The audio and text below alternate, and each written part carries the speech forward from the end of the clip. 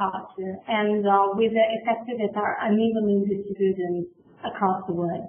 Due to climate change, will likely affect crop production and consequently food security. So any kind of action on changing our management practice to sustainable practices in terms of reducing emissions could also produce some co-benefits like improving productivity, reduce hunger, and increase the resilience of production systems. Next slide, please. Now, we see that agriculture is very well recognized, but is missing emission. But let's see here is the amount. According to the fifth assessment report of the IPCC in 2014, agriculture, forestry, and other land uses was considered the second sector after energy to contribute to the global greenhouse gas emissions, with a share of 24%. Next slide. Let's see that even if globally we can say that the important sector contributed in agriculture is kind of about 50% between agriculture and LULUCF.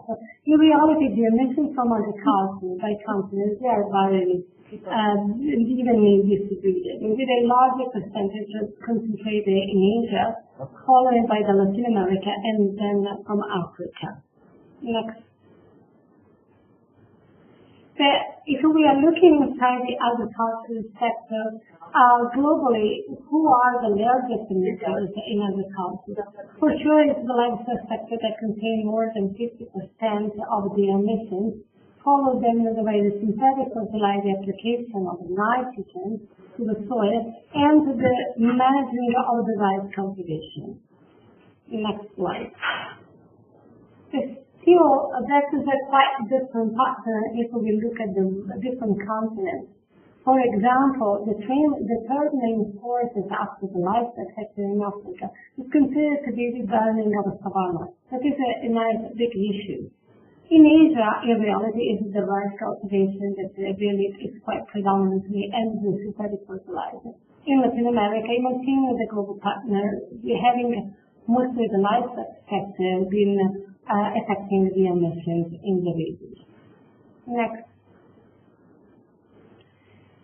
So the importance of the agricultural sector was well nicely recognized by the countries when they had to produce their INDC.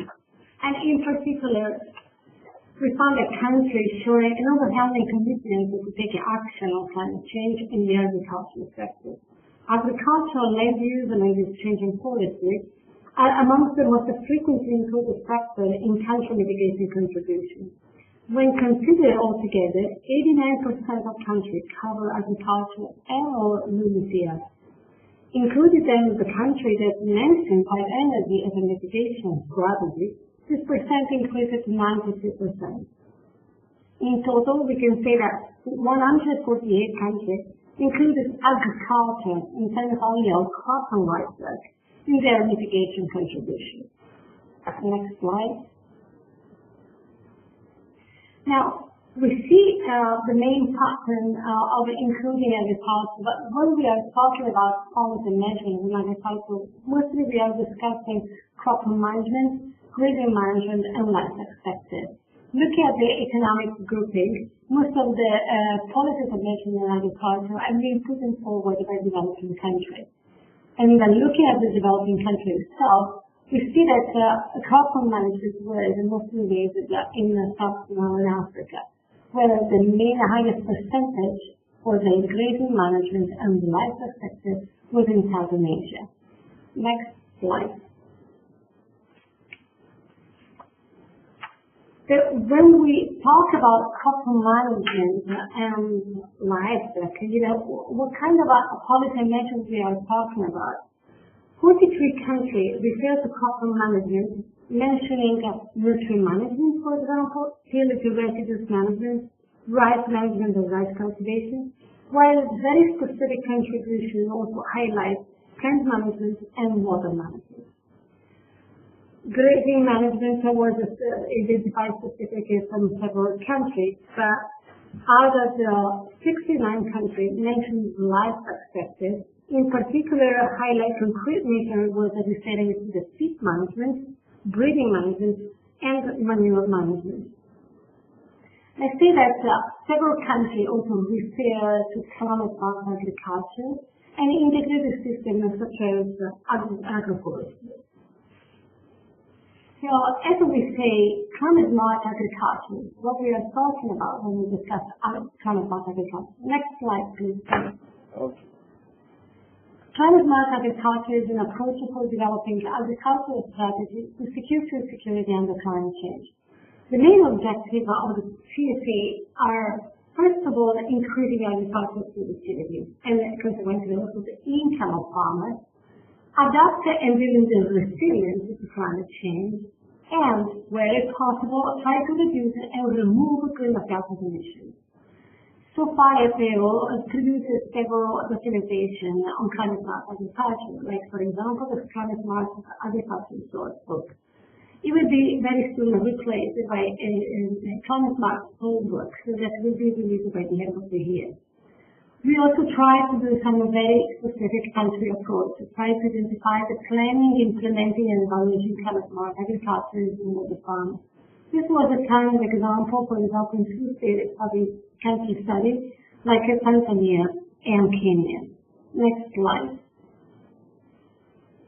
Then, after doing the global analysis, we try to go a little bit more deeper and try to analyze really the indices and provide to the country other support than just a discussion of whether and which kind of mitigation options were included. We try also to identify how countries can announce their ambitions in the next cycle of producing an INDC. So what we try to do is what is represented in the left side of the graph.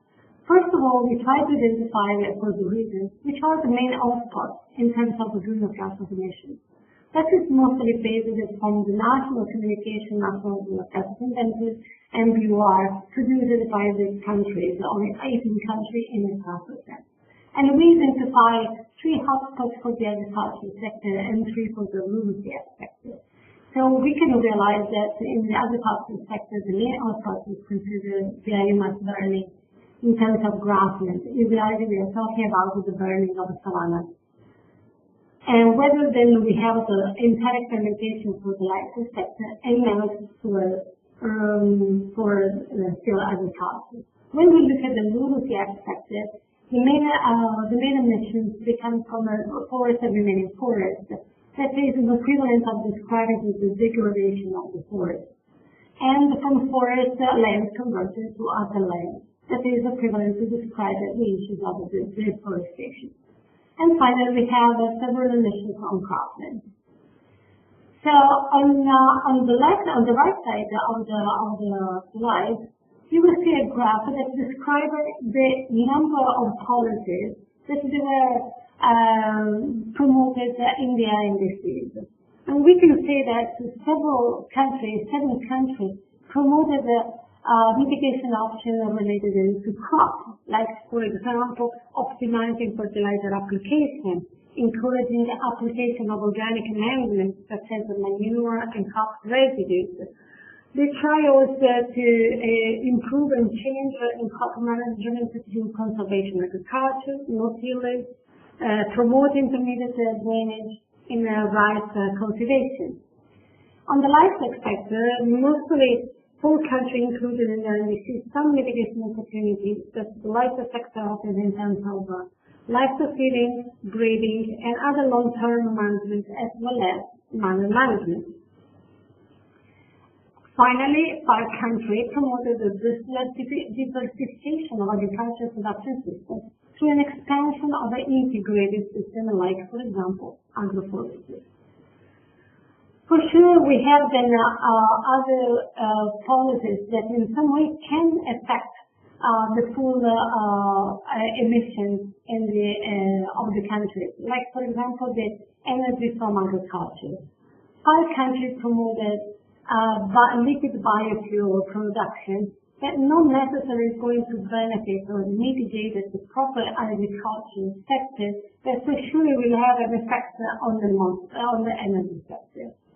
On the other side, even if several countries aim to promote their management practices, 7 countries targeted the annual management emissions through the promotion of biogas production.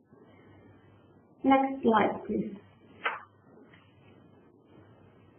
If we look at the forestry and other land use sectors, we can see that the main management practices that were promoted are practices like afforestation and reforestation in order to enhance the carbon sink. Secondly, they were promoting mostly the sustainable forest management in 9 countries. And try to reduce in this way the degradation of the forest. The promotion of a mitigation option like reducing deforestation and forest conservation, we were mostly done aiming to extend protected areas. And only one country promoted an expansion on that area. Also in these cases, we try to examine the energy mitigation option from the forest. And we can see that the country put forward a lot of policies and measures targeting sustainable plantation, efficient charcoal production, and energy efficient cook stoves. All of them, they can really come to a more sustainable forest management and reduce the forest degradation. Next slide. So at the end, what we try to identify is where are the gaps. Means, the country tries to put forward several options that we can really try to reduce the emissions in the agricultural leadership sector. So what we were quite surprised, not identify any practices, any mitigation measures for reducing the savanna environment. That is a big concern in the Eastern Africa area. Secondly, we think that can we do something more in terms of improving the lives of breathing and feeding in order to reduce the emissions of voluntary fermentation. A little bit smaller is the opportunity to manage to reduce the emissions from managed soil through soil management practices. On the leadership sector, we can say that even if there are several activities in terms of forest conservation, a little bit much better could be done putting forward more mitigation options in terms of reducing deforestation. Finally, we can suggest that afforestation and sustainable forest management, they are a very good example in order to improve and to enhance the carbon sink. And it could be a larger mitigation policies for the Eastern Africa. Next slide, please. Now, what we call the main challenges in agriculture to address mitigation action in agriculture. In most of the cases, we see that lack of activity data, estimation methodology uncertainty, lack of technical capacity to estimate emissions from the agriculture and leadership sector, setting baseline, and then finally, once the mitigation actions are in place, to try to monitor the progress. That's how I consider the main challenges for the agricultural sector. In this specific presentation, I would like to focus specifically on setting the baseline. Next slide, please. In this context, I would like to remember that in 2015, an initiative to develop the companion on greenhouse gas baseline and monitoring has been launched by a number of international organizations, and all the companion was under the umbrella of the United States. FAO is leading of the Untitled Chapter for the companion.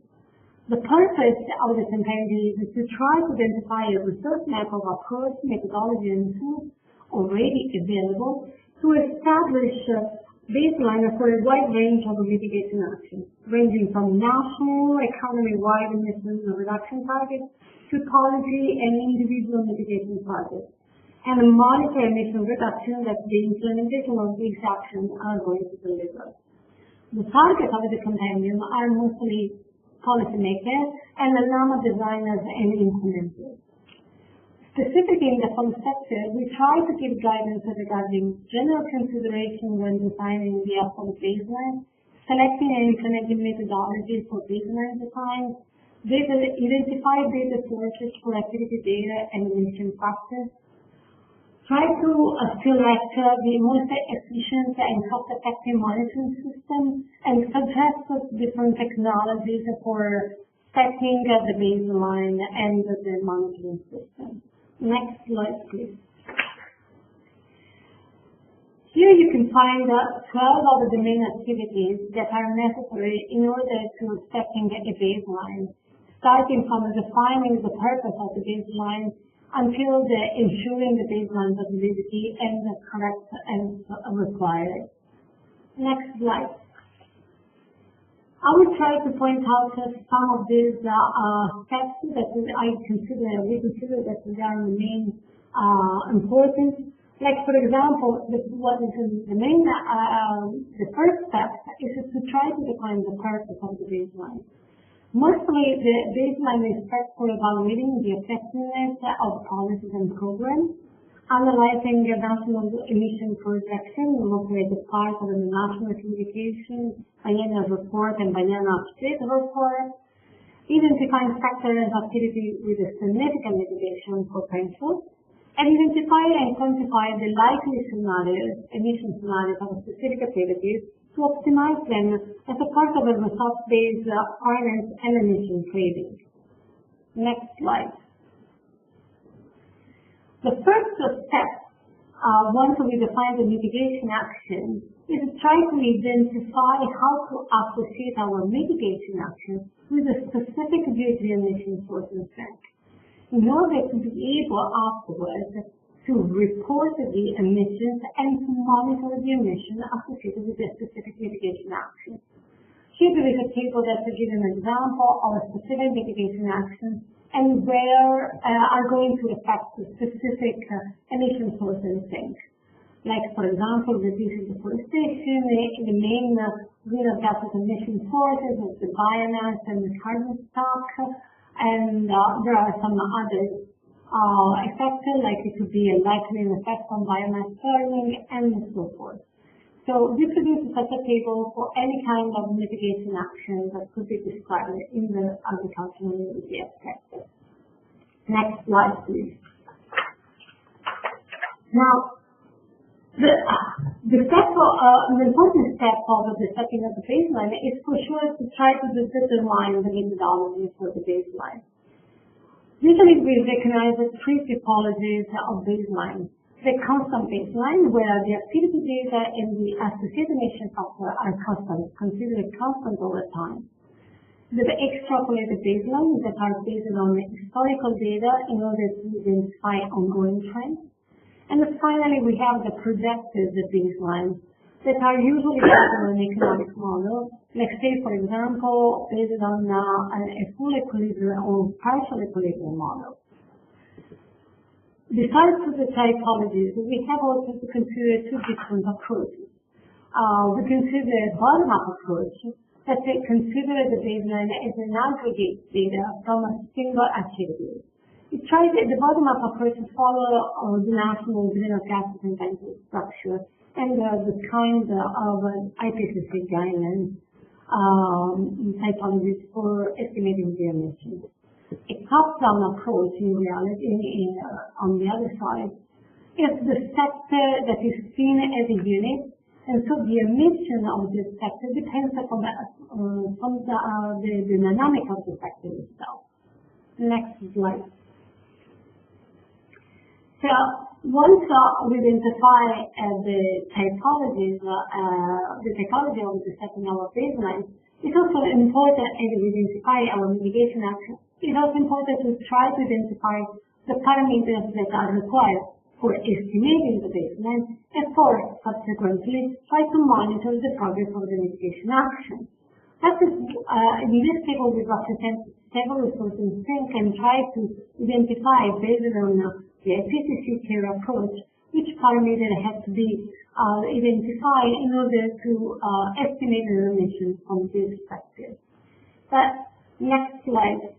Which are the key factors for identifying the tier of the baseline, where the concept of the tier is the identical concept that is used in the IPCC guidelines for the emission estimate. The selection of the tier to use the estimating the baseline emissions related to specific mitigation action and depends on the given national circumstances, for example, and specifically depends on the availability of the required data and on the magnitude of the emission reductions, so the size of the mitigation contribution resulting from the action compared to the total baseline emissions and the trend over time. Depending on the aggregation level, the baseline approach has to be sufficiently fine-grained to detect the mitigation signal. If the baseline approach is not an aggregate level, it's not possible to detect a difference between the baseline and the mitigation scenarios, or the difference between the baseline and the mitigation scenario sometimes could be just generated by an artifact of baseline setting and not related to an actual mitigation action. Try to be a very straightforward example. Could be, for example, any mitigation option, for example, in the enteric fermentation sector. So the equation for estimating the emission is mostly based on tier 1, just for the number of the animals times an emission factor. So consequently, a mitigation option based on the tier 1 approach could be considered the fact of reducing the number of the animals. That is considered mostly an unpopular mitigation action. So if we would like to try to emphasize a mitigation option like the ones that we identify in the NDC, like for example, for the feeding or the breeding practices, we should try to move for a tier 1 approach, where the equation will have parameters that are completely affected by the feeding and the breeding part. Next slide, please. In this context of country support in identifying baseline, estimating emissions, FAO is having a full flagship program that is commemorate the mitigation of climate change in agriculture that tries to support countries in achieving the Paris Agreement from different perspectives. From an anti-totality framework, looking at the NDCs, so we see the different analysis that we are performing for supporting countries, supporting amendments, MRP, greenhouse gas inventory, and through different sectoral capacity building. Next slide, please. Most of the past support on mitigation action is being guidance on climate change mitigation and adaptation, or mostly mitigation options that could produce some kind of co-benefit in the adaptation component. Provide evidence of climate smart agriculture, as we described before, the paper where we described the opportunity of climate smart for improving the farmers' lives and help the local community to adapt to the changing climate conditions. We also try to evaluate the production cost of mitigation options at farmer level, analyzing the follow commitments in the NDC, and that's the main objective in order to assess gaps, needs, and help countries also to announce their commitments for the next cycle of the NDC. And why to improve the capacity in NAMAs? Because we consider that NAMAs could be the instrument for the NDC implementation. Next slide. In particular, the support of FAO is mostly of the MICA program in FAO is supporting the estimating, reporting, and monitoring of the following emissions. And that is done through several tools and several projects that we produced in the last 5-6 years. We provide data and methodology tools. We provide e-learning tools, guidance, and monitoring, assessing and mitigation potential in agriculture. Next slide. Just recently, in March, FAO is together in collaboration with the UNFCCC launched a learning curriculum that called the Building a Sustainable National Greenhouse Gas Inventory for agriculture, forestry, and other land use. We are talking about an interactive tool that guides users to estimate of pollution emissions following the 2006 scientific guidelines at Tier 1 and Approach 1 for the policy and other land use sectors. We have in the tool a lot of practical exercises to apply the acquired knowledge, and we also help the users to identify the main steps for moving from the 1996 to the 2006 IPCC guidelines. So far, the e-learning curriculum contains the course for the agricultural sector, and by the end of the year, we are going to launch the forestry and other land use components of the tool. Next slide. In terms of country-specific support, FAO was engaged in several activities at a different stage of the country. We try to support the country at the first stage of the institutional arrangement in order to facilitate the dialogue among different national actors, or helping the country to identify the role and responsibility in the national greenhouse gas inventory cycle. We help countries to perform an ad hoc quality assurance and verification process of the national greenhouse gas inventory, or also of the BOR submission. We are doing two different tools. For example, through the pollination analysis tool, that is a web-based tool, and also through a desktop tool that is also useful for countries in order to perform their quality control. The main objective of such analysis is to help the country to design an improvement plan for the subsequent submission. Furthermore, we try to support the country in the design of NAMAs. Next slide. In terms of capacity development activities, we try to use the different modalities of this peer-to-peer country support. We are using support like remote gathering and systems, country-specific visits, ad hoc training session in FAO headquarters, or we tend to go within country in order to assess the capacity into workshops and identify the best pathways for such a country for a kind of opportunity of a remote support. Next slide. Finally, FAO is fully engaged in contributing to several international activities, like, for example, the Partnership on Transparency and the Paris Agreement, providing the technical support to the Anglophone and Francophone clusters, specifically in the policy sector. FAO is leading the thematic working group on agriculture, security and land use in the NDC partnership. We signed a memorandum of understanding with the UNFCCC in order to technically support the UNFCCC in their capacity development activities, specifically for the policy sector, and the foreign and data exchange. FAO is very committed to promote the country network and the South-South cooperation on MRV, together with the global support program of UNDP and the UNFCCC. Next slide. Thanks a lot for the attention, and I hope that you will have a certain kind of question. Thank you so much.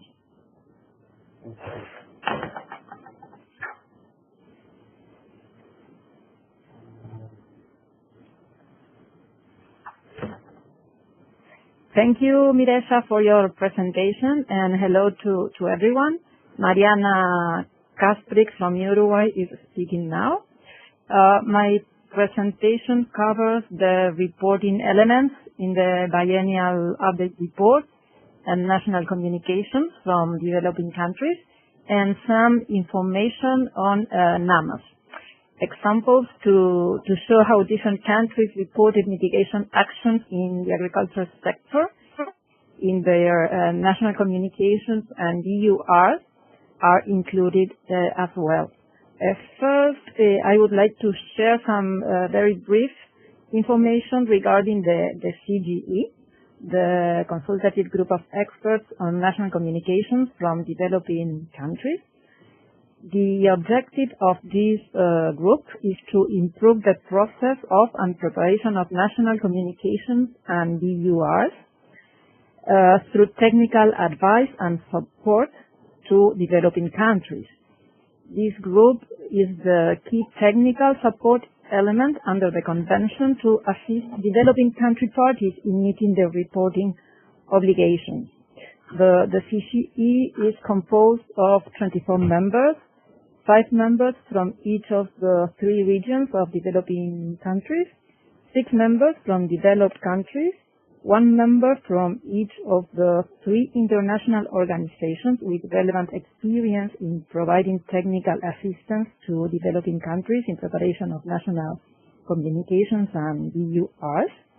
This is UNDP, UNEP, and IPCC, and 1 observer represented non-Annex 1 parties from Eastern Europe. Next slide, please. Thank you. Non-Annex 1 parties' reporting requirements on mitigation under the Convention are related with national communication, DURs, and the NAMA registry. Next, please. As indicated by Article 4, Paragraph 1, and Article 12, Paragraph 1 of the Convention, taking into account each party's common but differentiated responsibilities and specific national and regional development priorities, objectives, and circumstances, all parties shall formulate, implement, publish, and regularly update national and, where appropriate, regional programs containing measures to mitigate climate change. All parties shall also communicate to the COP through the Secretariat a general description of steps taken or envisaged by the party to implement the Convention and any other information that the party considers relevant to the achievement of the objective of the Convention. Next, please. To this end, COP8 in 2002 has adopted guidelines for the preparation of national communications from non-Annex 1 countries. Paragraphs 25 and 26 of such guidelines relate to the general description of steps taken or envisaged to implement the Convention. Paragraph 25 in particular states that each developing country shall communicate to the COP a general description of steps taken or envisaged by the party to implement the Convention, taking into account its common but differentiated responsibilities and its specific national and regional development priorities, objectives, and circumstances. While paragraph 26 of the guidelines states that developing countries may provide information on programs containing measures to mitigate climate change by addressing emissions of all greenhouse gases. It is worth noting that the extent to which developing countries will effectively implement their commitment to communicate this information will depend on the effective implementation by developed countries of their commitments under the Convention relating to financial resources and transfer of technology. Continuing with the guide, paragraph 37 relates to mitigation measures, while paragraphs 38 and 39 relate to methodological approaches. Based on national circumstances, non-Annex 1 parties are encouraged to provide, to the extent their capacities allow, information on programs and measures implemented or planned which contribute to mitigating climate change, including, as appropriate, relevant information by key sectors on methodologies, scenarios, results, measures, and institutional arrangements. Mitigation assessment should entail the generation of information on the national or regional analysis of the potential costs and impacts of the various technologies and practices to mitigate climate change. The information should be relevant for sustainable development and useful for policymakers, for example, to help formulate and prioritize mitigation programs. There are several methods and models that may be used in mitigation assessment, ranging from a broad description of main development trends and statistics to formalized modeling at sector and macroeconomic levels. In order to improve the understanding of the potential for mitigation effort in the country, it is important also to describe the technical resources used in the mitigation assessment. Next slide, please. This slide presents an example of possible headings for the mitigation reporting in national communication, while the following slides include examples under each of these headings to show how different countries reported mitigation actions in agriculture sector in their national communications. Next, please. Under the introduction and context heading, parties describe the national circumstances, greenhouse gases emission sources, and policies and actions to reduce emissions. Here are presented two examples, from one from Bhutan's second national communication and the other one from Nepal's second national communication as well, that illustrates the natural circumstances and policies put in place with respect to the agriculture sector. Next, please. This slide provides the example from Kenya's second national communication, where it describes the baseline and the mitigation scenarios for the agriculture sector. Agriculture is the largest source of greenhouse gases emission in Kenya, and it was responsible for more than 1/3 of Kenya's total emissions in 2010. The most significant reduction can be achieved through agroforestry. Other low-carbon development options include conservation, tillage, and limiting the use of fire in range and cropland management. Next, please.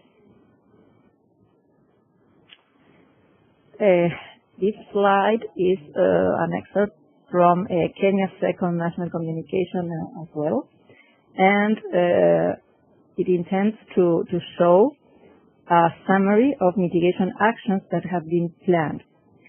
It provides details about what each action is about, including the estimated costs. I'm sorry, the letters are too small, but the idea is there. Next, please. Here, it is shown how Nepal, in the framework of its second national communication, formulated plans to raise awareness of stakeholders in the agriculture sector as an example of a non-quantified mitigation strategy. Next, please. And this slide reminds that when reporting information of mitigation actions, more detail or additional information can be provided as a separate chapter or annex, should they consider it relevant and improving the completeness or transparency of information reports. Next, please. Now, we are switching to the preparation of BURs by developing countries. COP16 in 2010 decided that developing countries, consistent with their capabilities and the level of support provided for reporting, should also submit biennial update reports containing updates of national greenhouse gases inventories and information on mitigation actions, needs, and support received. Later, in 2010, COP17 guidelines for preparation of BURs were adopted. Regarding the timing of submission of these reports, national communications shall be submitted every 4 years and BURs every 2 years, either as a summary of part of their national communication in the year when national communication is submitted, or as a standalone update report. Developing countries should submit their first biennial update report by December 2014. LDCs and small island developing states may submit biennial update reports at their discretion. Next, please. The guidelines for BURs states that parties should provide information in a tabular format on actions to mitigate climate change. For each mitigation action or group of mitigation actions, parties shall provide the following information to the extent possible.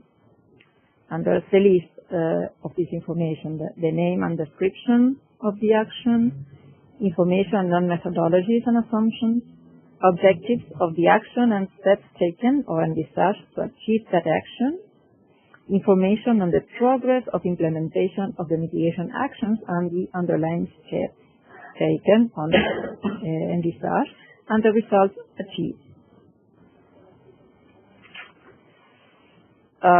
Finally, information on international market mechanisms. Parties should provide information on the description of domestic measurement, reporting, and verification arrangements, MRV, as well.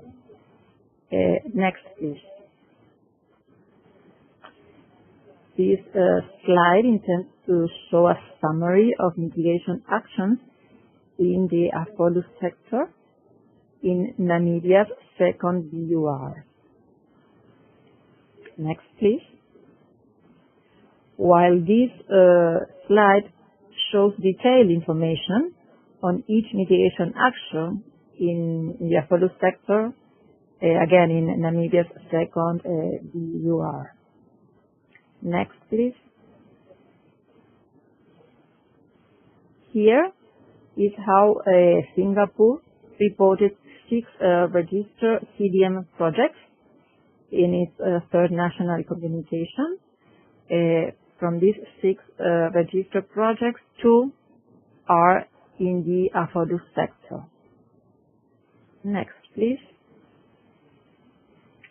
The third and last vehicle to report mitigation action that I mentioned in the beginning is the NAMA Registry, which was set up by COP16 in 2010 to record NAMAs seeking international support to facilitate the matching of finance, technology, and capacity building support with these actions, and to recognize other NAMAs.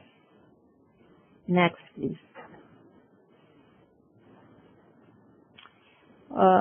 Here it is shown 2 NAMA submissions made one from Uruguay and the other one from Cuba, both in the agriculture sector.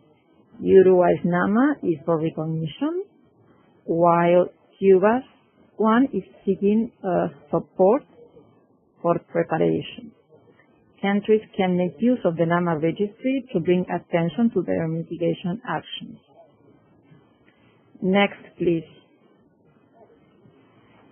This last slide highlights some conclusions regarding reporting mitigation actions and their effects. This can be summarized first. The nature of information to be reported will be influenced by the type of the mitigation action. More information does not necessarily mean better information. It is important to be comprehensive and cover all actions that are significant in terms of coverage, impact, and investment. Related information reported in different parts of the document, such as executive summary, different chapters and annexes, should be coherent and internally consistent. And finally, it is important to keep in mind that the global context of preparing and submitting national reports is transparency of mitigation actions. Hence, to follow the reporting guidelines as closely as possible is recommended. This comes to the end of my presentation.